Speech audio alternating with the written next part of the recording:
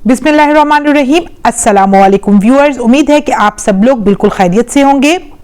इस दरूद पाक के अल्फाज में ये कहा गया है, ए अल्लाह, कुरान पाक के अल्फाज के बराबर नबी पाक सल्लल्लाहु अलैहि वसल्लम पर सलात भेज। इसीलिए इसे कुरानी दरूद कहा जाता है। इस दरूद के पढ़ने वाले पर अल्लाह की बेपनाह रहमत होती है, क्योंकि इसके विर्द के साथ अल्लाह ताला की रहमत का खास दखल है। अगर बारिश ना होती हो तो इलाका के कुछ लोग एक मस्जिद में जमा होकर इज्तमाई सूरत में 1.25 लाख मरतबा ये दरूद पढ़ें और इसके बाद बारिश की दुआ मांगे।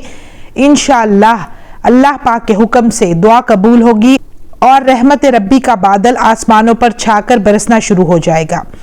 इस दरूद पाक की एक और खासियत यह है कि इसे पढ़ने वालों के दिल में हुब्बे रसूल बहुत बढ़ जाती है और हजूर अकरम सल्लल्लाहु अलैहि वसल्लम की ज़ात करामी से कमाल मोहब्बत नसीब होती है। जो शख्स इसे कुरान पाक की तिलावत शुरू करते वक्त 7 मरतबा पढ़े वो हमेशा खुशहाल और पुरसकून रहेगा। इसके अलावा सुबह शाम इसे 3 मरतबा पढ़ना घर में खैर व बरकत और इत्तफाक का मौजब है। तो चलिए ये दरूद पाक मेरे साथ पढ़िए। बिस्मिल्लाहिर्रहमानिर्रहीम। अल्लाहुम्मा सल्ली अला मुहम्मदिन व आलिहि व अस्हाबिहि बिआददी जमील कुरआनी हरफन हरफन व बिआददी कुल्ली हरफिन अल्फन अल्फा।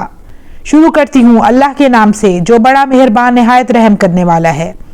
ए अल्लाह, दरूद भेज ऊपर मोहम्मद सल्लल्लाहु अलैहि वसल्लम के और उनकी औलाद के और उनके कुरान के हरूफ की तादाद के और हर हरूफ के बदले 1000 की अदद के मुताबिक।